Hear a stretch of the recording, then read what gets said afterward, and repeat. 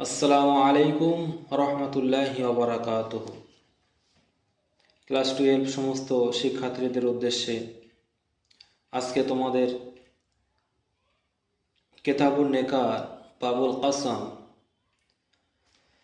অর্থাৎ তাকসিম, একের অধিক স্ত্রী থাকলে তাদের কিভাবে সমানভাবে হক আদায় করতে হয়, তাদেরকে একে অপরের উপর প্রাধান্য না দিয়ে সকলকে কিভাবে সমান জায়গায় সমান চোখে দেখা এবং সর্ব অবস্থায় তাদের সমতা রক্ষা করা, যে বিষয়টা সেই অধ্যায় আজকে শুরু করা হবে। তো আমি এর ভূমিকায় বেশি কিছু বলছি না, কারণ এই বিষয়ে তোমরা বিভিন্ন ক্লাসে বিভিন্ন কোশ্চেন করেছো এবং সে উত্তর দেওয়া হয়েছে ইনশাল্লাহ। তো আজকে আমি ডাইরেক্ট পড়ার মধ্যেই চলে যাই যে রাসূল সাল্লাল্লাহু আলাইহি ওয়াসাল্লাম বিবিগণের মধ্যে তিনি কিভাবে তাদের হক আদায় করেছেন এবং সকলকে কিভাবে খুশি রেখেছেন, কারোর উপর কাউকে প্রাধান্য দিয়ে থাকলেও কিভাবে সেটা তিনি সমতা এনেছেন, সমানভাবে সকলের মন মানসিকতাকে এক জায়গায় রেখে কাউকে মনে কষ্ট দেননি। তো হাদিসের পরিপ্রেক্ষিতে আমরা সেগুলো আরও স্পষ্টভাবে জানতে পারব। তো ফাসলুল আউয়াল, প্রথম হাদিসে আমরা শুরু করছি। হাদিস নাম্বার হচ্ছে 3091। ফাসলুল আউয়ালের 3091 নম্বর হাদিস। সকলে অবশ্যই বই মিলিয়ে দেখবে, বই খুলে শব্দটির সঙ্গে মিলিয়ে নেবে। তো প্রথম হাদিস পড়ছি 3091। ওয়ান ইবনে আব্বাস রাদিয়াল্লাহু তাআলা আন্না রাসূলুল্লাহ সাল্লাল্লাহু আলাইহি ওয়াসাল্লাম ক্বাল, ইবনে আব্বাস রাদিয়াল্লাহু থেকে বর্ণিত, আন্না রাসূল সাল্লাল্লাহু, নিশ্চয় রাসূল সাল্লাল্লাহু কবিদা আনতিসিন সোয়াতিন, কবিদা রসুলের জানকে কবজ করা হয়েছে। আনতিসিন সোয়াতিন, তখন তানার অধীনে অর্থাৎ তানার তখন 9 জন বিবি ছিল, 9 জন স্ত্রী জীবিত ছিল। ওই অবস্থায় নবীর জানকে কবজ করা হয়েছে। ওয়াকানা ইউকুসিমু মিনহুন্না, এবং তিনি তাদের মধ্যে ইউকুসিম তাকসিম বন্টনের পালা নির্ধারণ করতেন, বন্টন করতেন সমস্ত বিষয়ে, মিনহুন্না ওই স্ত্রীগণের মধ্যে থেকে, লিসামানিন 8 জনের। রাসূল সাল্লাল্লাহু আলাইহি ওয়াসাল্লামের 9 জন বিবি ছিল, কিন্তু তিনি 8 জনের পালা বন্টন করতেন, তাদের বিষয়ে সমস্ত বিষয়ে তাদের বন্টন করতেন এবং সবার হক সমানভাবে আদায় করতেন। কিন্তু সেটা ছিল 8 জনের। কিন্তু আর একজনের কি হলো? আর একজন যিনি ছিলেন তার নাম হচ্ছে সাউদা, আম্মাজান হযরত সাউদা রাদিয়াল্লাহু তাআলা আনহা। ইনি সেই সময় ছিলেন সব থেকে জয়ীফি হালাতে।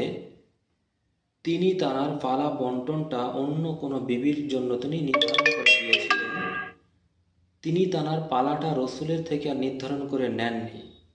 তিনি তার পালা যেদিনে আসতো, তার ঘরে থাকার পালা, তার সেবা সুস্থ করার পালা, তার যাবতীয় বিষয় দেখাশোনার পালা যেদিন আসতো, তখন তিনি সেই দিনটাকে হযরত আয়েশার জন্য দিয়ে দিতেন।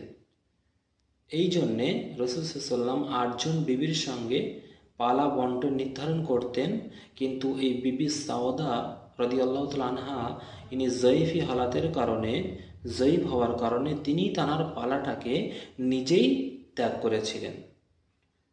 যদি নিজে পালা ত্যাগ না করতেন, তাহলে আল্লাহ রসুলের জন্য অবশ্যই এটাও ওয়াজিব থাকতো, জরুরি থাকতো যে বিবি সাউদার জন্য তার বন্টন নামাটাকে ঠিকভাবে রেখে দেওয়া।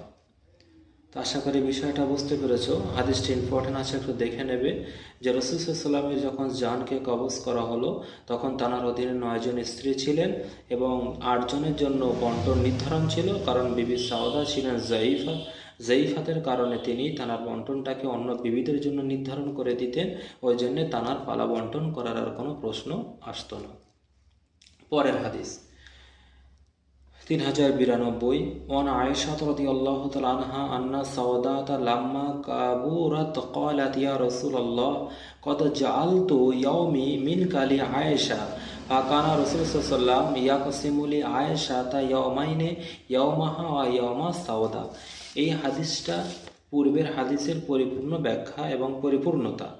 হযরত আয়েশা রাদিয়াল্লাহু তাআলা আনহা থেকে বর্ণিত, আন্না সাওদা, নিশ্চয় সাওদা রাদিয়াল্লাহু তাআলা আনহা, লাম্মা কাবুরাত, যখন তিনি বার্ধক্যে পৌঁছে গেলেন, জয়ীফা হালাত, যখন তিনি বৃদ্ধা বয়সে পৌঁছে গেলেন, কলাত, তিনি তখন এই অবস্থায় বললেন, ইয়া রসুল আল্লাহ, হে আল্লাহর রসুল, কদ জাআলতু, অবশ্যই আমি, জাআলা ইয়াজআলু, আমি এখানে অর্থ আমি করে দিচ্ছি যে আমি করে দিলাম, ইয়াউমি, আমার দিনটা, মিনকা, আপনার জন্য, লি আয়েশা, আয়েশাকে, আমার যে দিনটার পালা বন্টনের দিন আছে, আমার দিনটা যেদিনে আপনি আমার কাছে থাকবেন, আমার দেখাশোনার দিন, আমার হক আদায় করার দিন, এই দিনটাকে আমার জন্য না দিয়ে আমি আপনার জন্য আয়েশাকে নির্ধারণ করে দিলাম।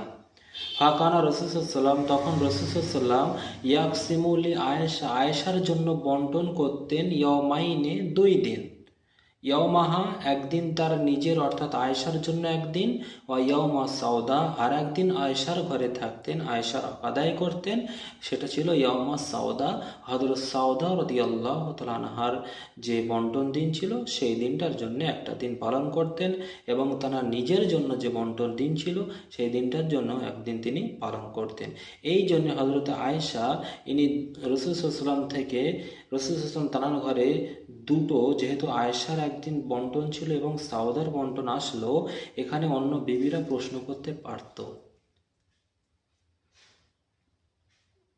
কিন্তু বিষয় হলো যে হযরত সাউদা রাদিয়াল্লাহু তাআলা আনহা যখন নিজে থেকে সেটা সিদ্ধান্ত করে দিয়েছেন এবং রসুল মেনে নিয়েছেন, তখন অন্য কোনো বিবির সেখানে কথা বলার আর কোনো জায়গা নেই বললেই চলে, যেটা এটা সাউদা নির্ধারণ করে দিয়েছে।